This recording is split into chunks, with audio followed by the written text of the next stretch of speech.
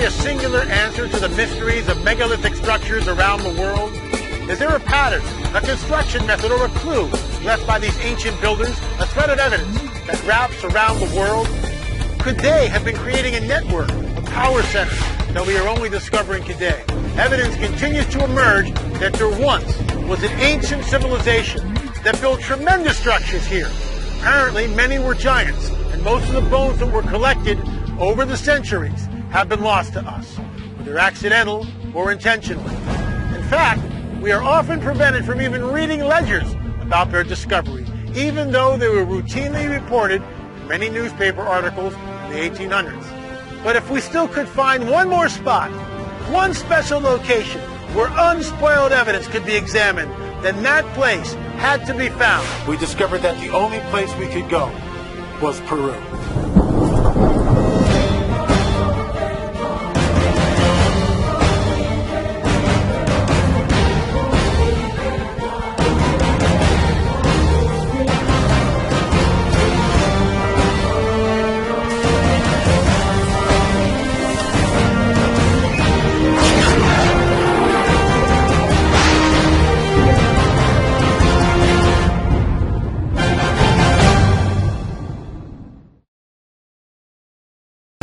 Peru is a South American country, and it's about 4,150 miles to Lima from the Los Angeles International Airport. Lima is a sprawling coastal city with traffic that would compete with rush hour in LA and a population of nearly 8 million. With us is Dr. Judd Burton, a historian, anthropologist, and archaeologist. Judd's expertise on examining the artifacts we hope to find is crucial to the trip. Since we plan to examine elongated skulls, we needed Judd's trained eye.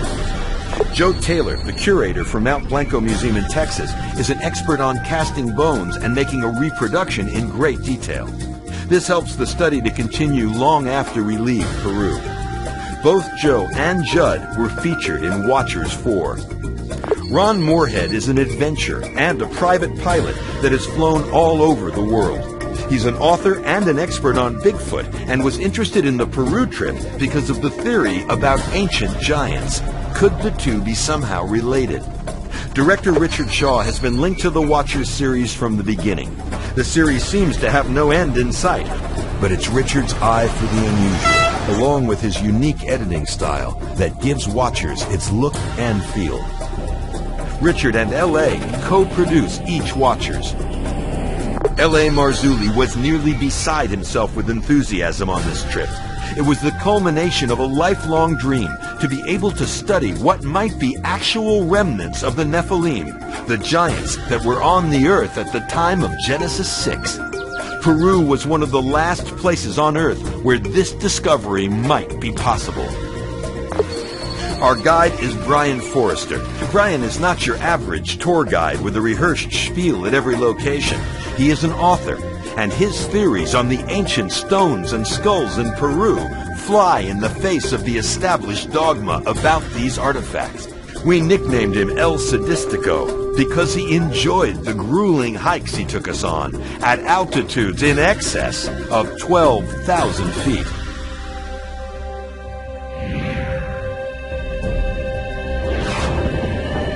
The first leg of the trip landed us in Lima, where we all met at the Vista del Sol Hotel. We spent a little time talking about what we'd eventually see in Paracas, and Brian filled us in on the enigmatic nature of the ancient Paracans and how they mysteriously appeared. So the Paracas suddenly just appeared out of nowhere. Could they be remnants of Phoenicians? Is there any Phoenician connection at all? Not that we know of so far. The thing is that they, again, they practice cranial deformation amongst their royalty only. We headed out to see the elongated skull collection at Peru's National Museum, which was supposed to be quite extensive.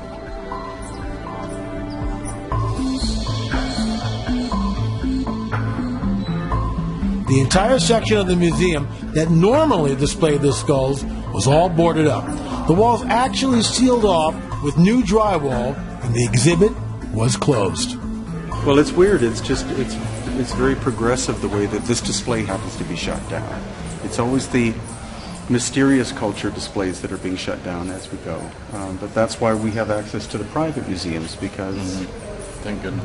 there is no direct jurisdiction. So the last time he was here was what, about a month ago? Last time you were November, here? yeah. November, okay. November. So several months back, Yeah. and it was open, and the skulls, elongated skulls, were still on display. Yeah, And yeah. now we come here, and this whole thing is being renovated, and we've got two guards here, one there and one here. Oh, the other thing is that guy, especially because the bathrooms are through there, and if you that's where the warehouses are. If you stray a tiny bit, they freak out at them. The Ivy League universities, the old boys clubs. Yeah, that's they're in charge of everything, so they're in charge of history. Skull and bones.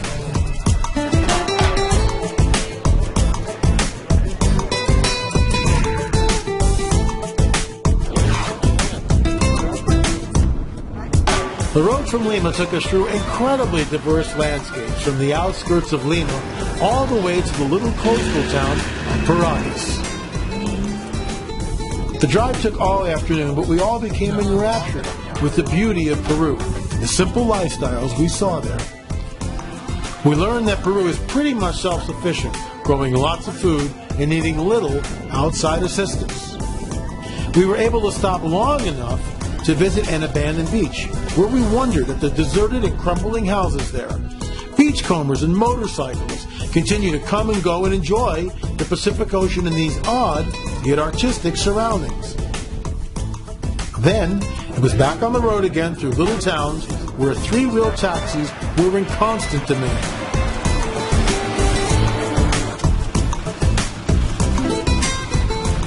After a torturous and circuitous drive with many pit stops and explorations, we arrive at our hotel in downtown Caracas. We arrived at Paracas and we were exhausted. But we have to go to the museum to see if the elongated skulls that we had traveled thousands of miles to see were actually there. When we arrived, to our astonishment and delight, we saw the skulls, and to make it even more incredible, we were able to touch them, weigh them, handle them, and photograph them. And as far as I'm concerned, that was unprecedented.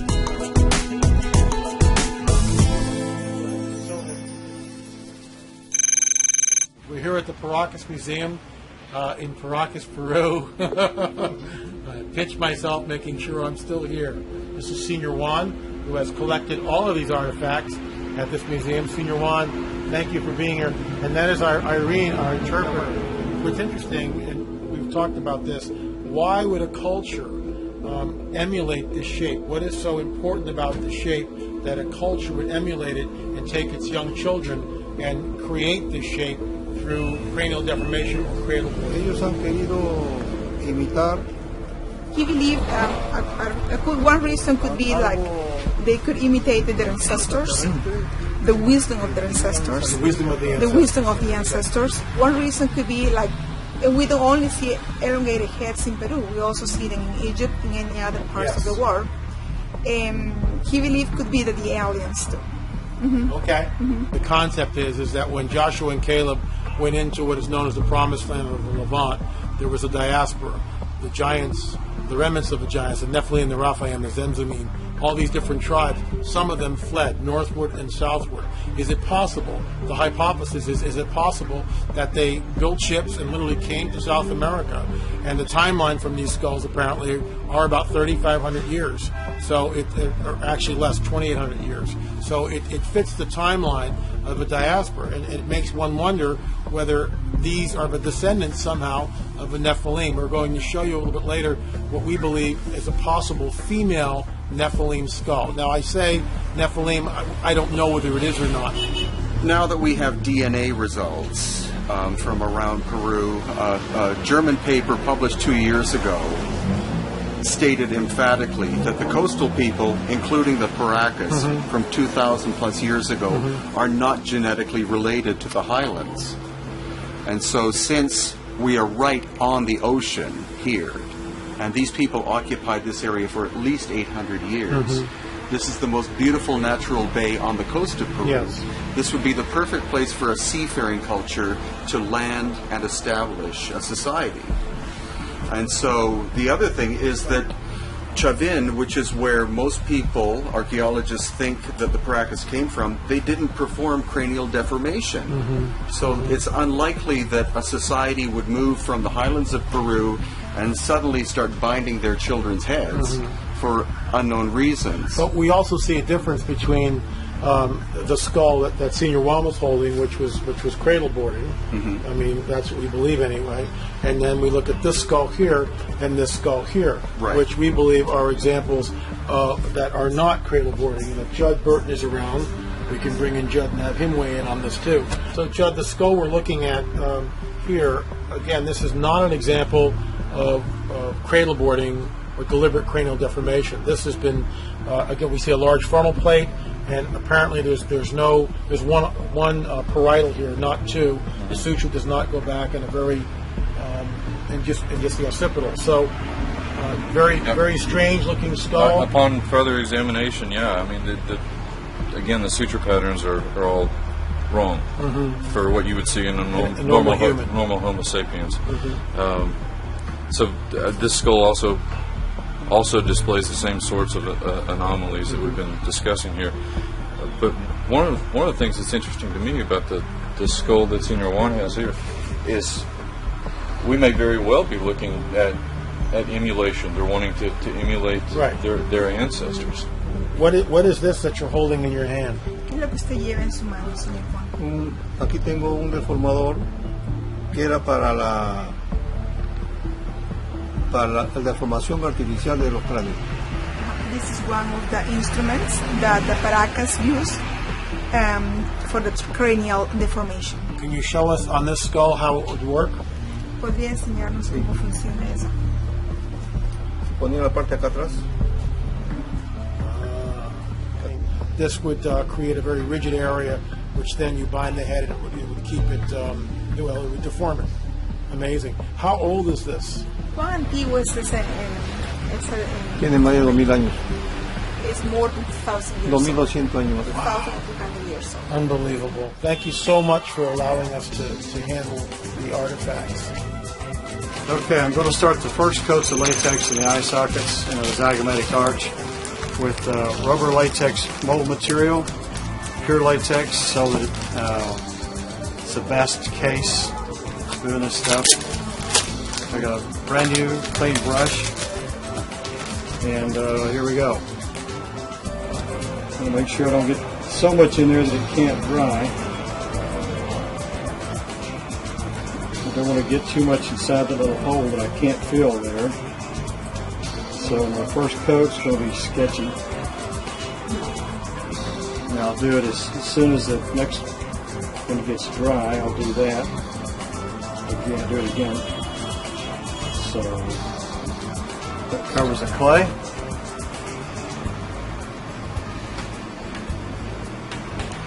All right, that's the start.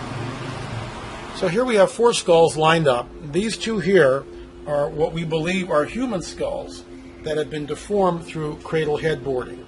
You'll notice this skull in particular, how the skull is not really very symmetrical, and how the sutures, because the skull has been compressed, are clearly more visible to the eye.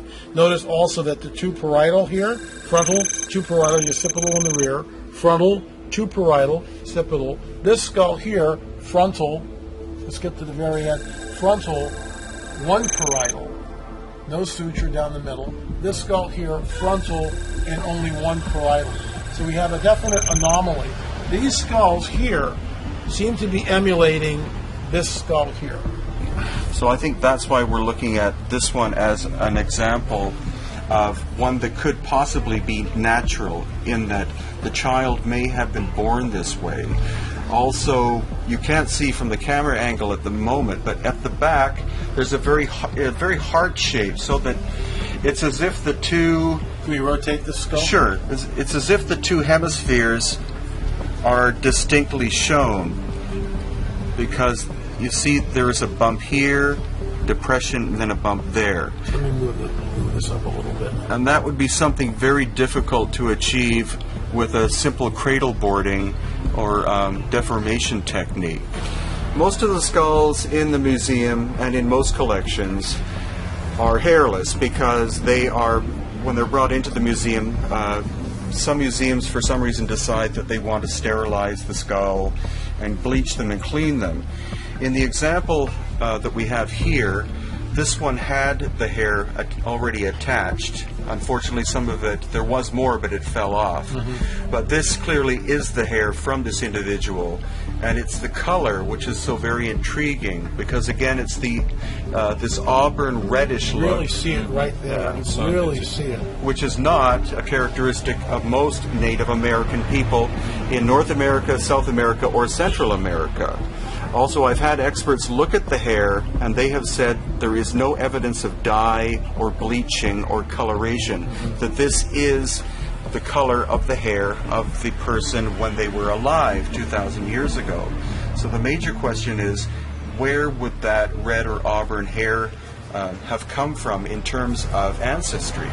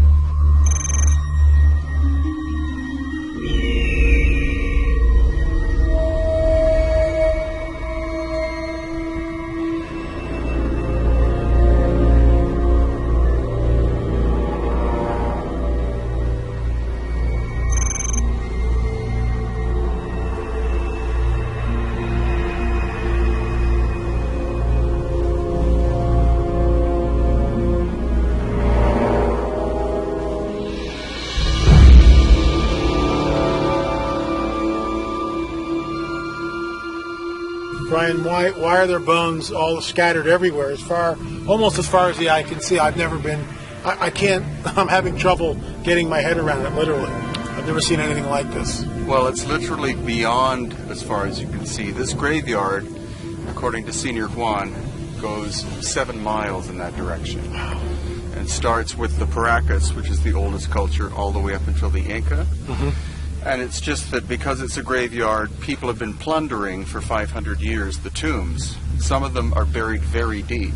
Senior Juan said, or you said that, 24 feet? Or deeper than that? The royal Paracas were buried that deep, but where we're going to go as we walk is we'll go to what's left of a Paracas village. And there, I have found remains of elongated skulls. Wow. So hopefully today we'll see some evidence of that.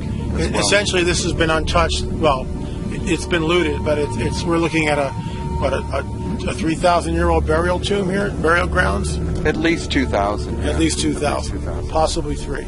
Possibly. The deeper you go, the more you can find. As far as I know, there have been no scientific excavations here. So there is no scientific study as to how large it is and how old it is. And the reason why we're here is because Senior Juan has grown up in this area and knows of the area, and we have a sort of a special way in and that no one would ever find. Is that sort of true? Or, I mean, we're privileged to be here because of Senior Juan. Well, very much so. We have permission. This huge cemetery is private property, including the pyramid in the back. Most other countries you don't find that. But because Peru has such a rich history and basically the entire country is an archaeological site, that some people can't have things like pyramids, tombs, etc. on their private property. Unbelievable. Well, you saw in the museum in Paracas the little baby and the elongated skull, mother, and supposedly the uncle as well that had red hair. Okay. their bodies are actually under this mound. Wow. So this is probably, this may be the tibia, I believe it is, right, of the mother. But you know, we aren't allowed to dig up remains. So I honestly tripped over that. So the bodies are here.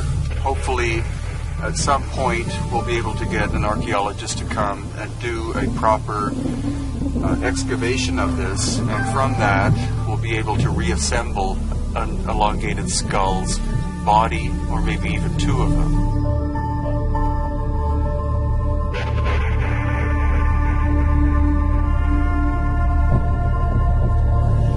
Well, we were just walking along, and here we find a slingshot from the Wadi culture lying on the ground. This is at least 1,000 years old. So it's just amazing what you can find. What's been left behind by the grave robbers or huaqueros. They're only looking for silver, gold, and pottery. And so things like this mean nothing to them. Unfortunately, by leaving them on the ground like this, they just fall apart. So this is a museum specimen that I guess we just return to the earth now.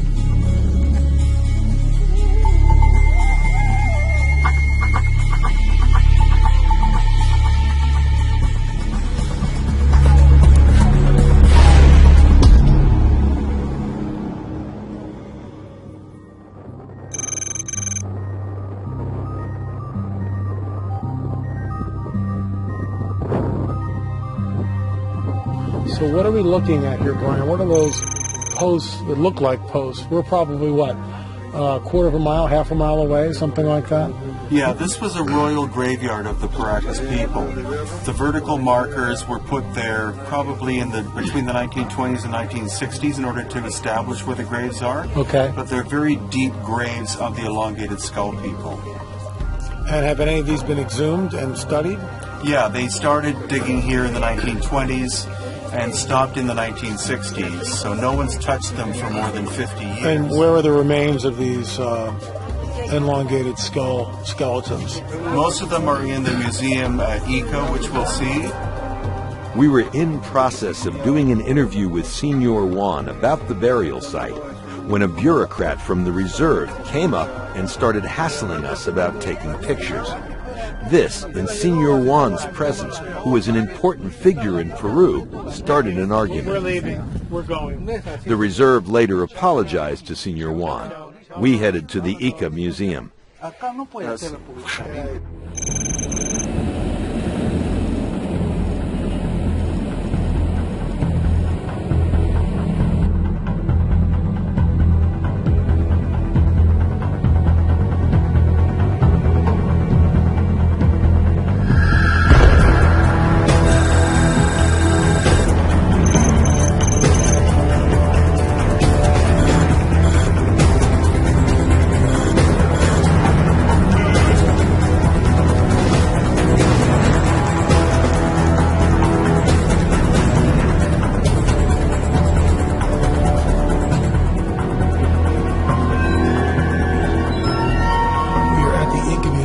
What's amazing here is we're at a skull that came from the royal graveyard in what is called the Paracas Royal Graveyard. And this is called the Chongo skull because that area is known as Chongos. And we will look at this, and in my opinion, this is definitely not cradle boarding or cranial deformation. There's only one parietal, and this skull is just absolutely enormous. Judd, what's your professional opinion on this? Well, in the cases of cradle boarding and cranial deformation that we have, this in terms of proportion of the skull, not just the physical size of the skulls we've been looking at, but just in terms of the portion of the other parts of the skull, this is the highest dome, skull dome that I've seen thus far, and this is exceptionally bizarre. The sutures are also anomalous. It doesn't appear that there's fusion back here. It appears that there's one parietal plate. Very strange. That's anomalous. And there's also in the rear of the skull, which is difficult to see, we see sort of that double dome that seems to be swelling out, only, right, which is sort of indicative of the Paracas skull.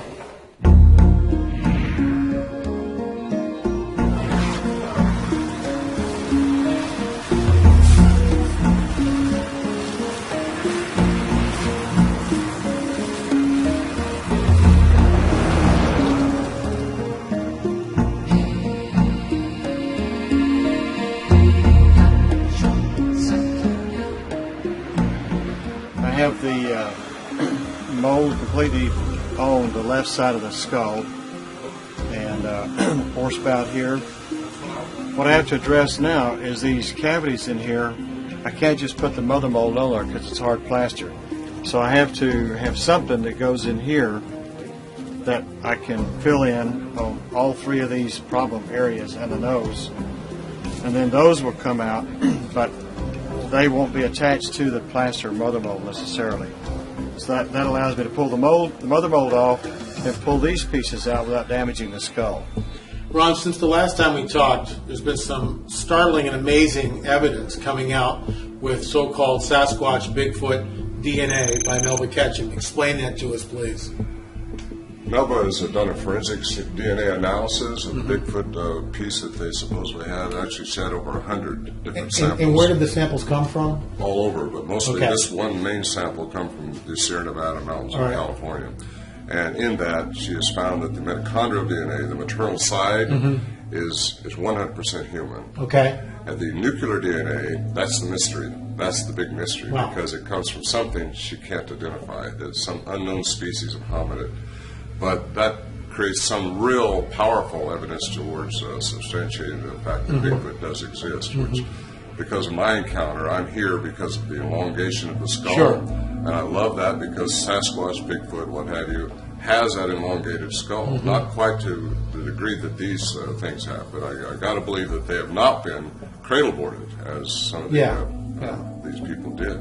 There have been hundreds of accounts of people seeing these, thousands actually, not just hundreds, but thousands now. And a lot of them are very, very credible. Now, some of them could be misidentified.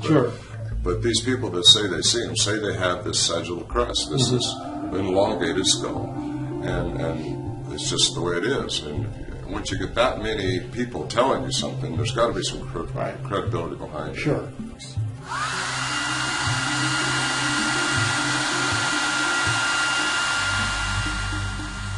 The first skull is our control sample. It is an Ika skull, and we see it is a human skull. At least we believe this is a human skull. We have a frontal plate, two parietals. Notice the suture coming back, which divides the parietal into two pieces, and then we have the occipital in the back here. So we believe we're going to use this as a control sample. We will fill the skull with rice, and then weigh the skull, and also pour the rice out and just see where it is as far as unit of measure that way. Here we have the frontal plate, but only one parietal plate. You'll notice that there's no sutures, not even a sign of a suture here. We're going to take this bag of rice and fill this container, which we know is 625 milliliters. So that gives us a unit of volume.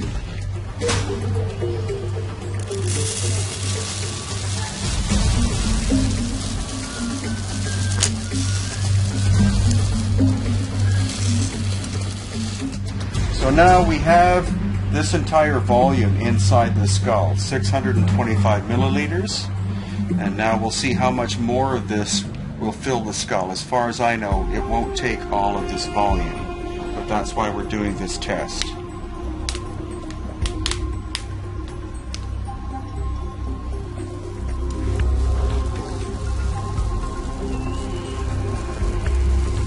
Okay, can you shake the skull a little bit? Some of the volume.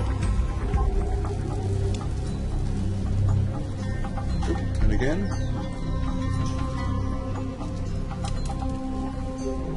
What I've done thus far is to weigh the bulk of the collection, but the weights take into account the entire skull, which includes this portion, the mandible, the teeth, all of the bone components of the skull. What we've done is poured rice. Given the conditions that we have, we poured rice in here to determine volume, to determine what the cranial cavity can actually hold. We need the mass inside the skull. Right, it's more raw data to make the analyses, the necessary analysis. Okay.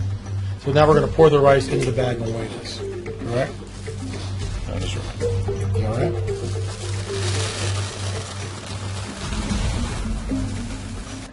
Right, that's about 9.5, or 0.95 kilos. Hovering right around 1. Senior Juan's Museum is right on a sort of a busy street here in Caracas, so there's a lot of extraneous noise, unfortunately. So bear with us with that.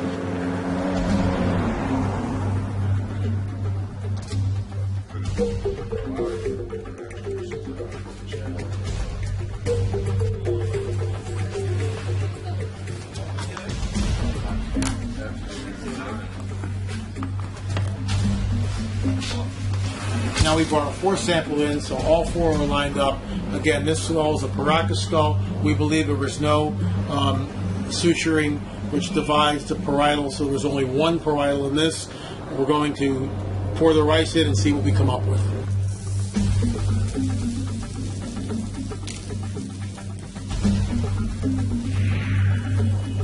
This is number 2.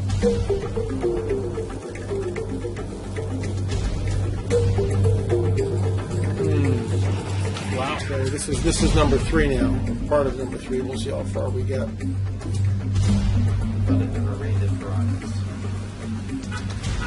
it a little shake, Mr. Burger.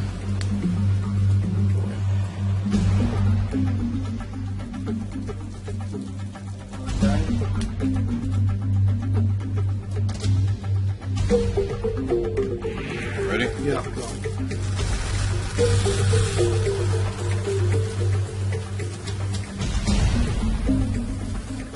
Weighing the contents of skull number 4.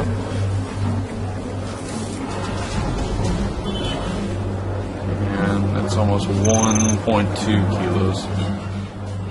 We're simply measuring the rice by itself. Right. So sample number 4 might be critical because it's somewhere between 25 and 30% greater in terms of weight than the control. And that means also 25 to 30% volume difference. Correct. Right. So that is a very significant difference.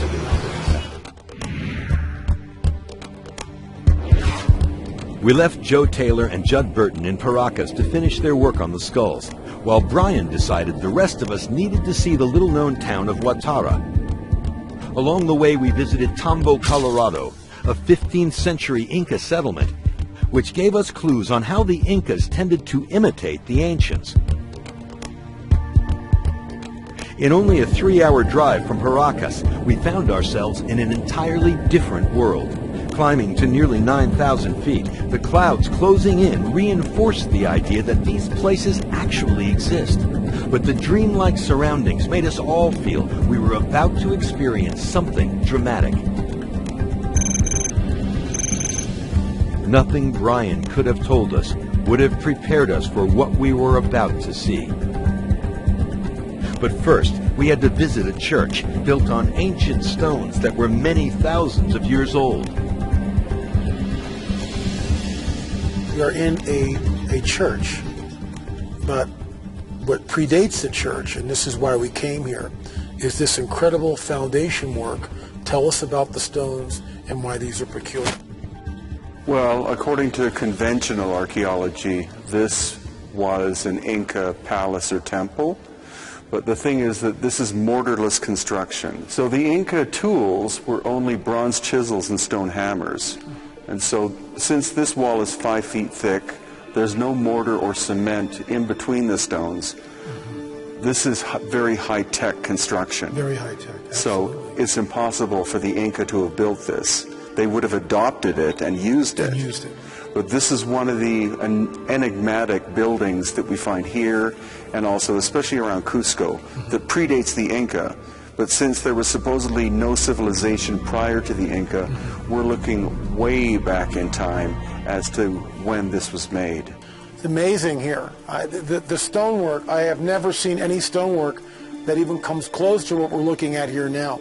Notice the joints here, the precision joints, and the complex of angles. These are masters of stonework. Again, this wall is at least 5 feet thick through that way. There's no hollow in it. Every one of these stones fits together with a precision whereby you can't fit a human hair in between. We could achieve this today, but it would be incredibly expensive and incredibly time-consuming. So how could some so-called primitive civilization in the past have done this? And like what you were saying, is that this is similar to what you see in Egypt.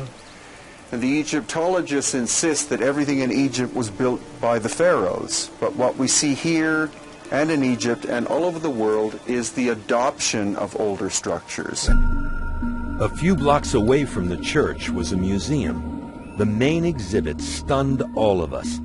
3 mummified examples of what may have been a mother and her 2 babies, all with elongated heads.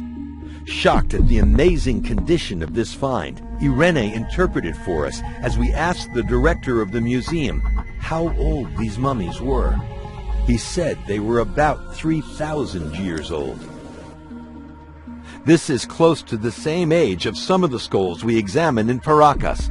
Any known disease, such as hydrocephaly or water on the brain, that creates a beach ball effect. Not this. Not this vertical conehead look, which is akin to what we saw in Paracas, amongst the largest of the Paracas skulls. So this being or this person is very unique in my 6 years of exploring the subject, and the fact that it's on display is remarkable, but not so remarkable when you take into account the fact that this museum is in the middle of nowhere.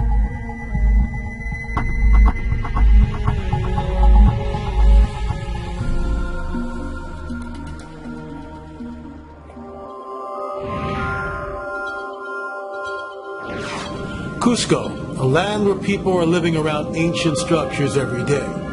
At 11,200 feet above sea level, Cusco provided the largest physical challenge yet, as we felt lightheaded and underpowered the first few days. But little did we realize, Cusco was the beginning for us of putting the pieces together about what may have happened during a time of Noah and the giants. So much has been lost. We felt drawn to these mammoth structures of stone and the technologies that were obviously behind their creation and use. But what did it all mean? Tell us why a bronze chisel would not be able to duplicate this. Well, bronze is a lot softer than this stone. This stone is 6.5 to 7 out of 10 in hardness, with 10 being diamond. Bronze is 3.5 to 4 in hardness. So it would be the equivalent of trying to cut down a tree with a plastic knife. If the tool is softer than the material, it simply can't do anything. And that's what the great mystery is of this wall, as well as Sacsayhuaman, which we will see. It almost looks like the stone was molded into shape, as if the ancient builders were able to soften the stone almost to the consistency of marshmallows, and then push them into place and turn off whatever machine it was they were using, and then just continually move down and up in order to construct it.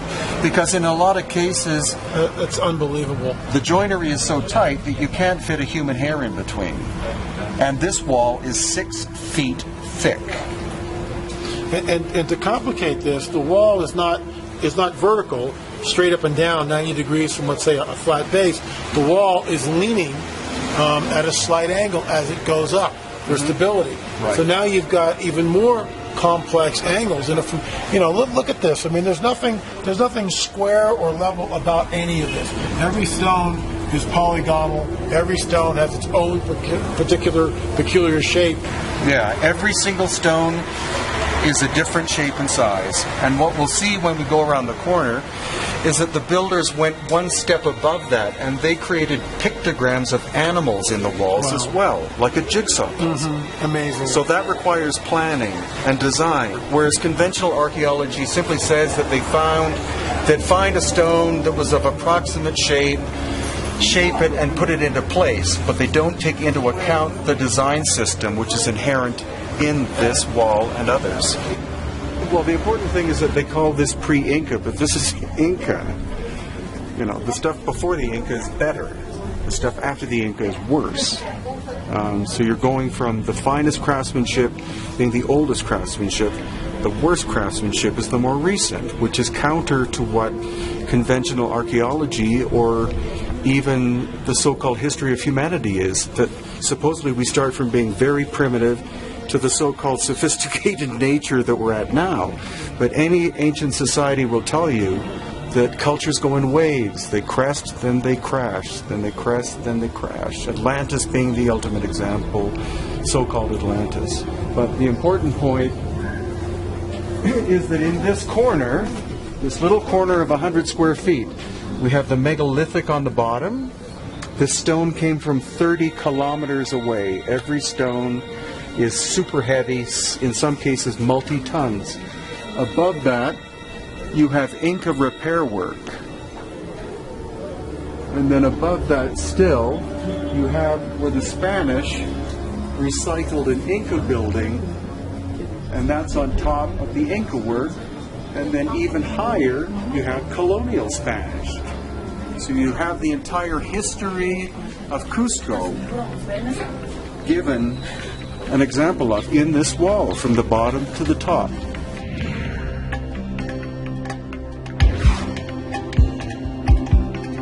After examining the stones in Cusco, the next day we headed out to Titicaca, a high-altitude trek hovering above Cusco around the 12,000-foot level. We were all gasping for air as we entered this mysterious cave on a mountain, with interior domes carved out and polished surfaces and steps that looked like they had been machined. All the while, water dripped continuously from all the surfaces. Everything we touched was wet or muddy. But underlying all of this was a spectacular piece of ancient engineering. And no one seemed to know who created it. I'm here with Senor Jesus Gamarra inside this incredible structure. There are two domes there. Senor Jesus, what is this place? This place is Titicaca, and this is the inner of the two domes and convert in this. And this is very old. Very old, the first sculpture, Hanabacha. Okay. And this looks like it has split apart. That something caused these rocks to split apart. An earthquake, maybe? Something catastrophic? Maybe. Well, Brian, here we see very clearly the cut marks in the stone. And again, feeling this, it's a highly polished surface. Yeah, and the other point is that someone could say, well, that's natural because that's the grain of the stone. But what counters that argument is the fact that we can see the cutter going this way, too. Yes. So it's almost perpendicular to that surface. And there's a lot of evidence in this cave, more so than possibly anywhere that I know of around Cusco, where we see the direct evidence of a machine at work and not a modern machine, because we're pretty far away from any electrical plug. Sure. And there'd be no sense for anyone to come in here and be shaping stone in modern times. And this reaches back far into antiquity, maybe pre-flood for all we know. Well, and according to Senor Jesus Gamarra, who we have with us today, he talks about this kind of workmanship as being from the first period. Okay. And this is definitely, according to him, and my belief, antediluvian. Well, also you see when the tool did an overcut where it got deeper into the stone than it had to, and that gives us an idea of the dimensions of the actual cutting blade, which is astonishing. And here you can see it. Yeah, and it seems to have polished it as it was cutting, but there's no way that was done by hand tools.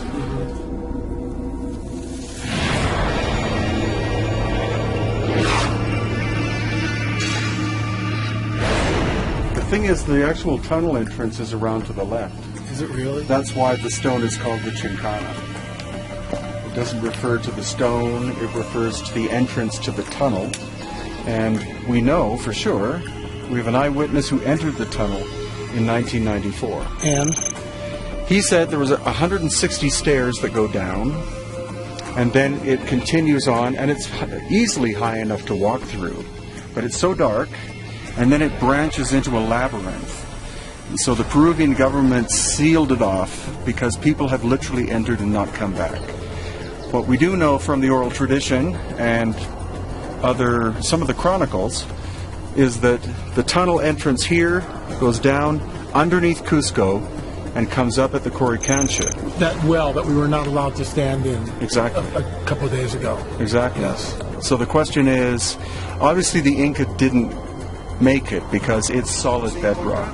Bajo la Chincana Grande, que es la parte. This is the entrance of the tunnel, or Chincana, that connects Sacsayhuaman with the center of Cusco. Esta es obra. This one from the Arak culture, according to Jesus Gamarra's father, Senor Alfredo Gamarra. They belong to the First War.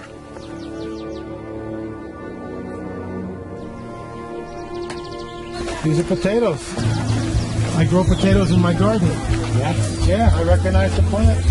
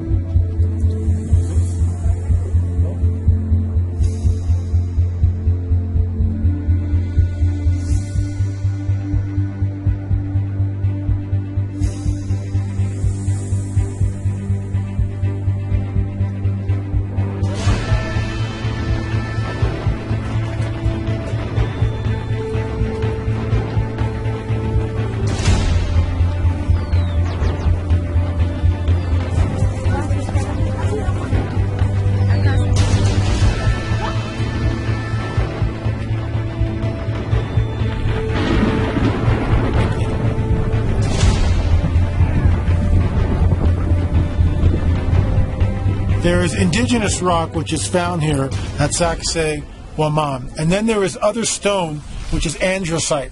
And the question is, where did this andesite, these huge megalithic boulders, originate from? Where were they quarried? Senor Jesus, where did these stones come from? How far away? Las leyendas incas dicen According to the Inca legends, they were brought from Yucay and Muina. Yucay is 72 kilometers away, and Muina 45 kilometers away.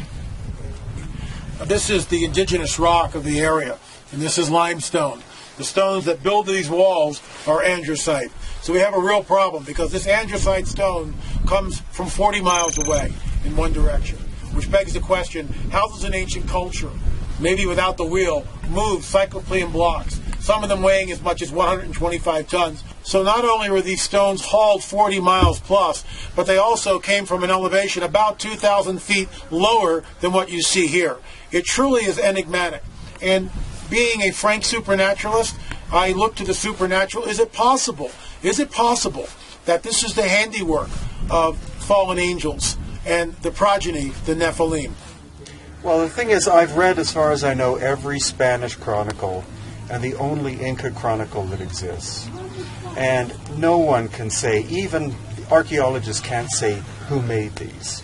The stone is far too big for human, just physical labor to move them, especially from 40 miles away. And so some of the accounts state that when the Spanish first arrived up here at Sacsayhuaman, they were stupefied. And they asked the Inca, they said, "Did you build this?" And the Inca said, "No. These were made by the giants long before us." And I think we're definitely looking at a mysterious culture of incredible sophistication existing long before history into what is called prehistory. It may have been the Nephilim. Sure. That theory is as strong as any other. So that's where we are with this. And it's not only at Sacsayhuaman, you find it also at Machu Picchu, you find it in the city of Cusco, and at all the major megalithic sites and so-called Inca sites in and around Cusco. You find these megalithic stones, precision accuracy in terms of putting them together by an unknown race.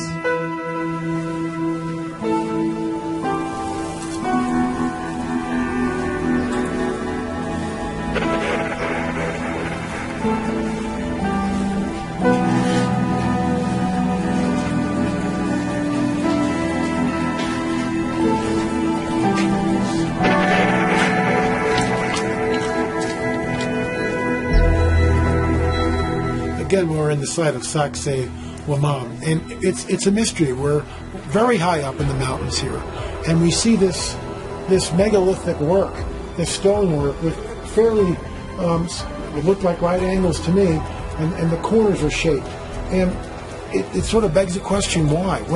Why come here to do this?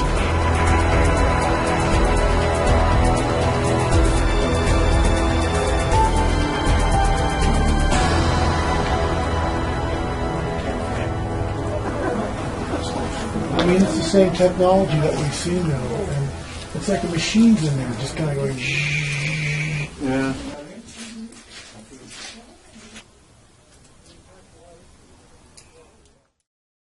This is the Sun Gate, and it's extremely ancient, and what we see, of course, is the Inca stonework, but certainly the precision is there.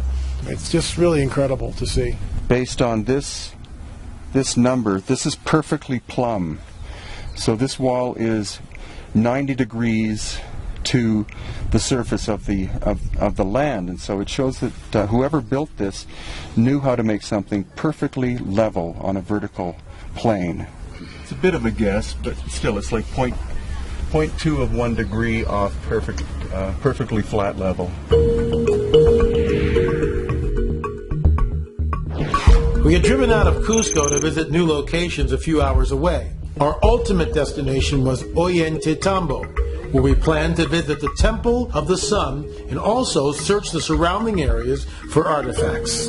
On our way, we had heard of the Waki skulls at a private museum headed up by Senior Renato. He was very, very helpful. To facilitate a better view of the creature he unearthed from the nearby mountains, at our request, he was kind enough to remove the glass case surrounding it, and what we saw was incredible. Senor Renato, where did this skeleton come from? Where did you find it? ¿Dónde encontró a Waikiki, señor Renato? Él lo fue encontrando en una montaña que está al frente de este pueblo. It was found in Huiracochán, which is a mountain across from Andahuaylillas. It's also a place where a lot of meteorites have been fall down in that area. Is this cranial deformation, head cradle boarding? ¿Hay una deformación craneana en Waikiki? No es deformación craneana. For the characteristics of Waikiki, it's not a cranial deformation. It's natural. It's natural. And you are an anthropologist.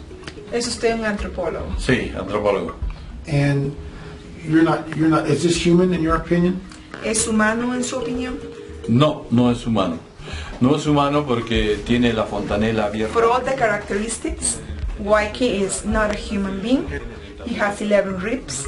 Her bones are big, and also the sockets of the eyes are more bigger than the human beings, and the nose is very different. So it's different in every possible way, including from the chin. This is not a hoax. It's not. You didn't make this. It's not a hoax. No one found. It's not a prop. This came out of the graveyard. Eso usted no lo ha recreado, o sea, no lo ha formado. Es algo que usted encontró en una de las tumbas en Huiracochán. Sí, sí, sí. Se encontró en una tumba y así la hemos traído y está tal como se le encontró a él. It was found in a graveyard and he just brought it here. He didn't touch. He didn't do anything. How many fingers? How many fingers on the hand? Any way of knowing that? ¿Cuántos dedos de la mano tienen? Eso es lo que no sabemos porque no tenía manos y tampoco los pies. Oh, that's unknown because we didn't have hands. She didn't have hands nor. Are there any more of these up at the mountain? ¿Hay más Waikis en la montaña, in the mountain? No sabemos si hay más. Se supone que debe haber posiblemente, de acuerdo a los datos que hemos conseguido, pero es muy grande la montaña para buscar, ¿no? We don't know for sure. It's a very big mountain. More likely there are more. Thank you, Senor Renato. No, gracias a usted. Thank you so much. Muchas gracias. Gracias a usted. So here we have these two skulls, which in my opinion are very anomalous. We see what appears to be a suture in the frontal plate, and we know from a control sample that a normal human being does not have the suture. Notice the one here. These are not cracks in the skull. These are in fact sutures. Next stop was Moray, an ancient Inca site.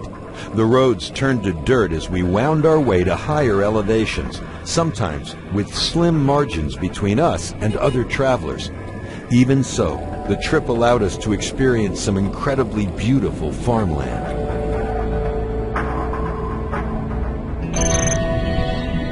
Moray is believed to be an agricultural site where they could test growing plants at different altitudes. The left side was damaged by a flood in 2009.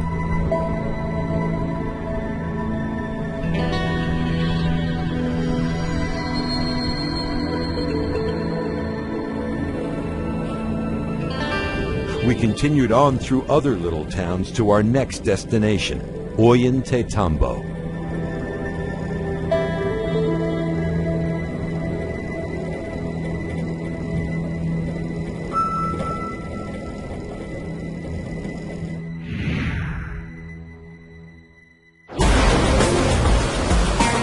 The river was at flood stage and causing problems in the town. We took three-wheeled taxis to our hotel. Some of the land was starting to collapse. The train station and several houses were at risk. Water and power were out, so we had to make do by flushing the toilets with river water. But we were now close to several locations we wanted to see, starting with the Temple of the Sun.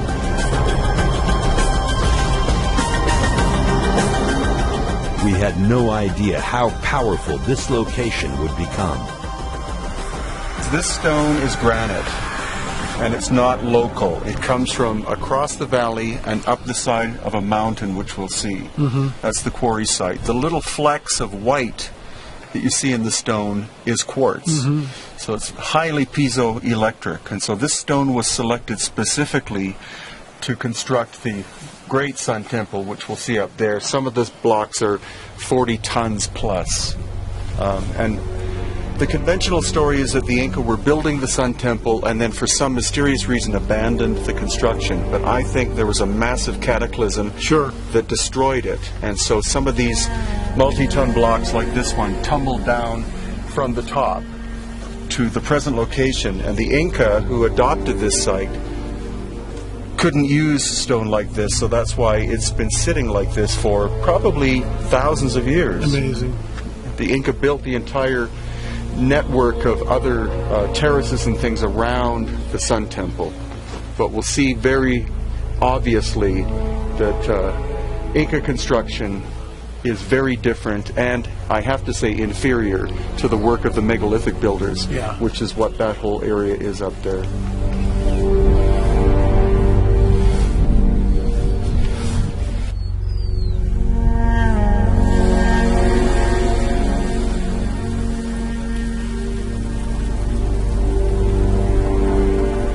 This is a resonator. Unbelievable. Go.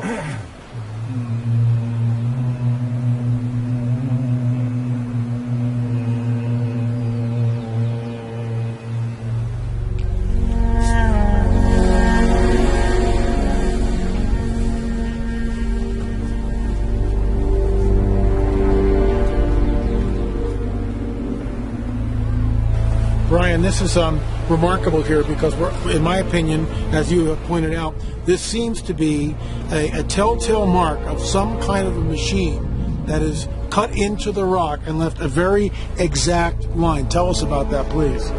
Well, the thing is, most people will look at that and say that's a flaw, like a crack in the stone.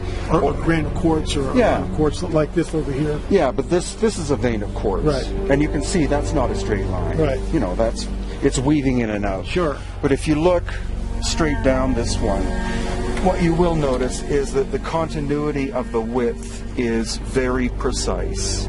It's as if one cutting tool went through, but it isn't a saw, because what you notice at places like this and further over like that and here, that there's a jog, like the tool had to make some kind of correction. And it wasn't cutting very deep, because with putting this card in, it's only going in between 1/8 and 1/4 of an inch. But down at this point, this is where it goes in a lot deeper. Interesting. So engineers I've showed this to more or less state that they think that this is some kind of tool. How did they move a 40-ton block of stone to this position? Not only that, look at how this has been precisely carved out. And the joint down here is seamless, literally seamless. And because this is sloughed off from thousands of years of weathering, you can feel the polished surface of the granite. Brian, tell us about this, please. Well, this is probably the finest example of joinery in Peru, because this block, which is at least 12 to 14 feet long, fits perfectly, and I mean perfectly, on top of the blocks below and straight through 3 feet to the other side. Amazing. You can't fit a human hair in that joint. Today we could possibly create a joint like that, but you would need a massive saw that had zero vibration to it. The saw blade couldn't move back and forth at all. Sure. Because this is a seamless fit. We're here at the Temple of the Sun. The vantage point is incredible here. And behind me are granite blocks, which are about 40 tons each. And the workmanship here is just spectacular. In my opinion, what we are looking at is Nephilim architecture. In other words, I believe that this is the handiwork of the giants, of the Nephilim. And then a great cataclysm, something happened which toppled the temple, just like we see in the ancient world, all of the ancient sites in different continents. Something happened and destroyed what was here. The reason why this wall is still somewhat intact is that there is earth behind it. And in the front, too, it's the same thing. The wall has been packed into the earth, so a major earthquake or other catastrophe, which I'm sure happened here many thousands of years ago, caused the sides to explode.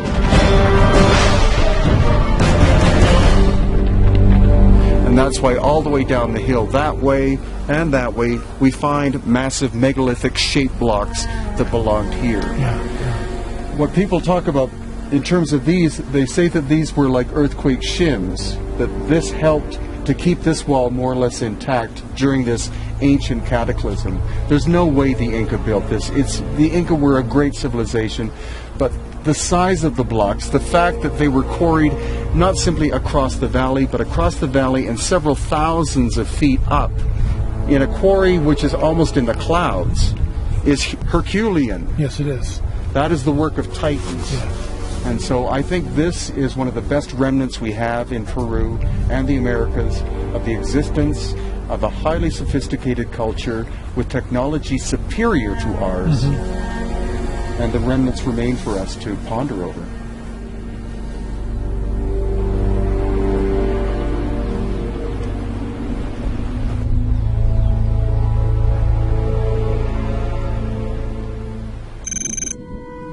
At the Temple of the Condor, we found these huge thrones cut into the stone. Were these there for the giants, like the ancient Egyptian gods? And again we see evidence of trapezoidal shapes cut in stone. Were these there to tune these structures for some reason? Their continued use seemed to be more significant than simply decoration.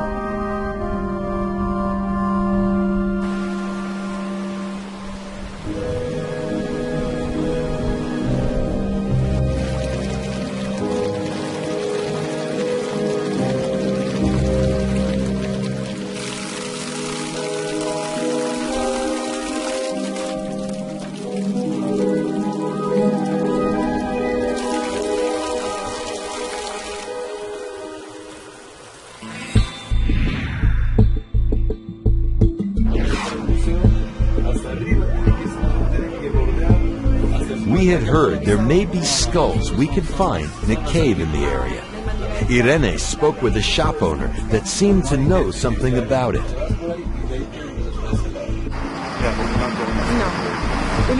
We had sketchy details, but we took a chance and hired a couple of taxis.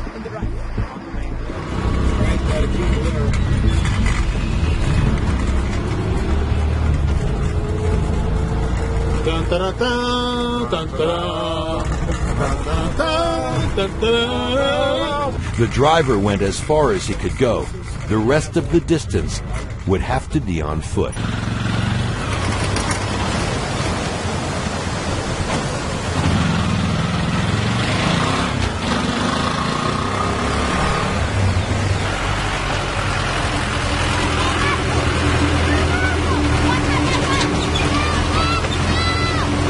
We had hoped the river might subside. It continued to rush at an accelerated rate.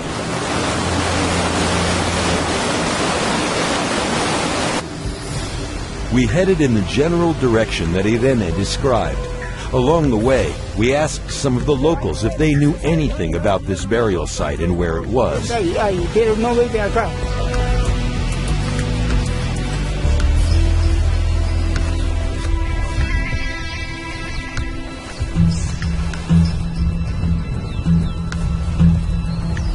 The hike, which took us through pastures with cows and horses, ended in a trek through some dense brush.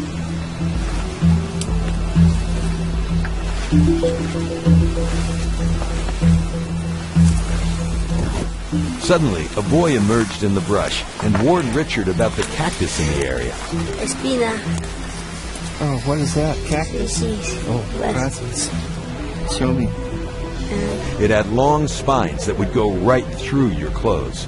Irene found a woman that thought she remembered some caves in the area, and there it was. Okay. She said when she, as a child, she remembered seeing the bones, but she doesn't know if the archaeologists have come and taken to the museums. It was deep and dark, and we couldn't see without going inside. Brian was the first to go in, followed by L.A., using a camera light to see. Yeah, that's what I'm saying. While watching this, Ron accidentally backed into one of those cactus. The spine went deep into his leg, and the boy helped by pulling it out. but in the process got stuck himself. Cactus. Golly. There was nothing in the cave. Nothing in there, Brian? Don't even ask me. I want a cave with bones. As rugged as the surroundings were at this high elevation, flowers and plants of all kinds were growing. Everywhere there were wildflowers and greenery. Climbing over unstable rocks was very tough. We found a second cave, but it also was empty. Having no more clues, we headed back through the brush to the nearby town to rest. The woman found a young man named Abel. He thought he knew of another cave where bones might be found. It meant we'd have to do the whole thing over again.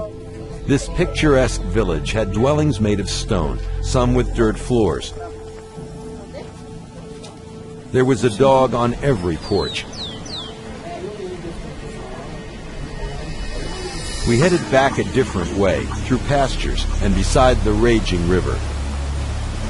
Trekking through the brush again, Abel led us to a cluster of caves. There, in the largest of the two, was a burial site with visible bones.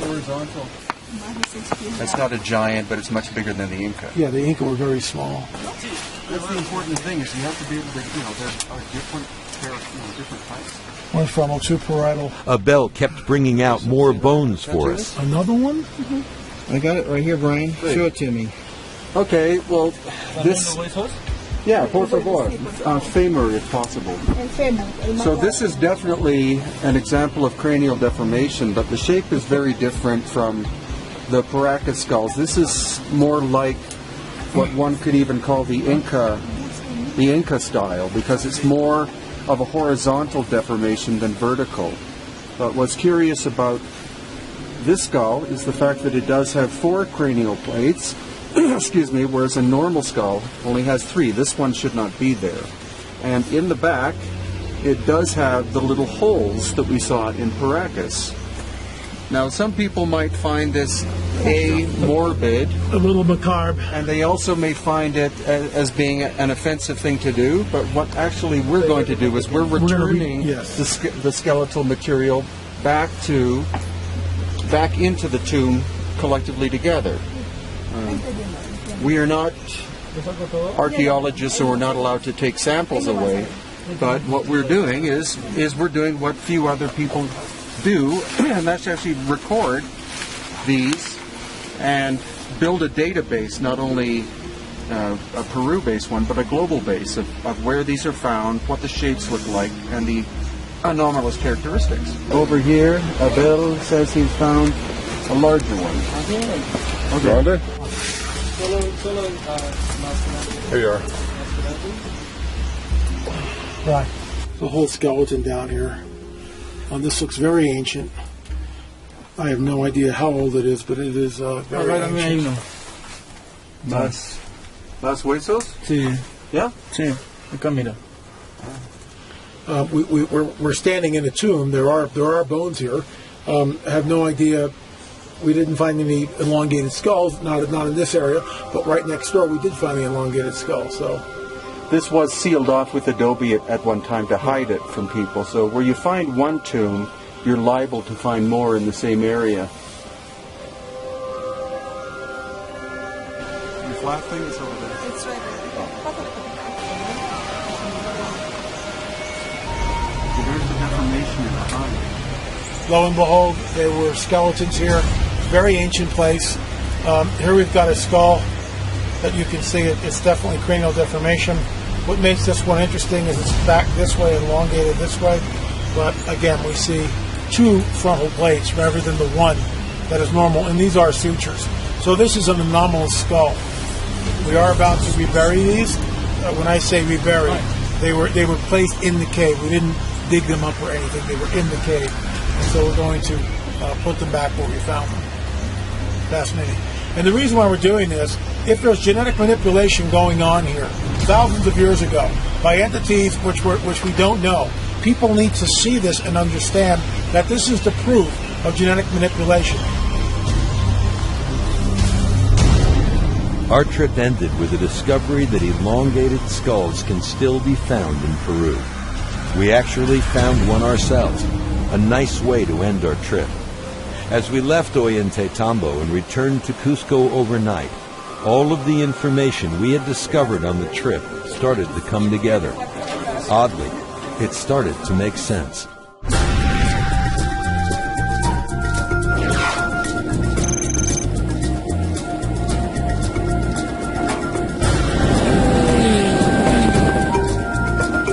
Placement of the optic nerve is standard human. These are the two nasal bones. They're not very prominent, and they're also fused, which means, again, this is an older individual. This is not a nose that protrudes from the face, because your nose nasal bones are right here. Okay. See how it protrudes? Oh, wow, yes. So this is a flattened face. The hair itself was red, and it appeared to be natural.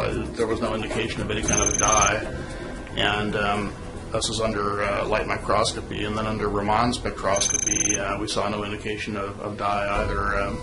A control hair, human hair, and the mummy hair had the same Raman chemical frequency peaks, indicating that there probably was no dye used. Certainly to the eye, under light microscopy, it looked natural. It's very high brow, and of course the distance between here and would be here is elongated. This is flattened, this is flattened, this is elongated, and this is a protuberance. Perhaps there were some sort of hybrids, so it's hard to say, but they certainly didn't look completely human. The little flecks of white that you see in the stone is quartz. So it's highly piezoelectric. Piezoelectric stone might be used as part of such a power system. Gravitational energy could be changed into electrical energy, high voltage electrical energy, and possibly funneled through the earth by a pyramid type structure. Perhaps all these buildings were made of the same type of material and tuned to pick up on the resonant frequencies transmitted through the earth. Tesla had a system like that back around the turn of the last century, and it was never used because J.P. Morgan wanted to make sure that everybody paid for their electricity. You've seen evidence of the skulls that might have been related to the Nephilim, an unknown race that apparently existed which had a very different cranial anatomy. Modern science refuses to address it. One doctor, after examining our cast of the Paracas skull, made this comment: someone would have a very difficult time convincing me that this is a human skull. It has too many bizarre abnormalities. And notice only one parietal plate on the top. You also saw how there was a super intelligence and unknown technology involved in creating the megalithic structures. They were using techniques that we would be hard-pressed to duplicate today. The remains of these structures have endured for thousands of years and remain plumb when measured with electronic instruments. What purpose did the giants in these megalithic sites have? There is evidence that a majority of ancient structures were at that time in alignment with the constellations. Recent information about the pyramids seem to indicate that they may have been sophisticated machines possibly used to generate energy. These ancient structures may have been part of a worldwide grid. There is also evidence that some type of cataclysmic event happened which destroyed this grid, as Brian alluded to. Was the flood of Noah responsible for this? The time of Noah is differentiated from any other time in history by the presence of the Nephilim on Earth, as well as unprecedented levels of violence. Now in the 21st century, a grid of satellites wrap around the world. With them we can track the weather, navigate planes in flight, communicate to any point on Earth, and spy on people walking down the street. As you saw in Watchers 5, Dr. Brooks Agnew shared with us the potential of HAARP to control the weather and even create earthquakes. People are becoming uneasy today as the world seems to be moving in a disturbing direction. Could we be seeing a rebirth of the same ideas happening all over again? Are we living in a time which is similar to the days of Noah? One thing's for certain, we'll be watching.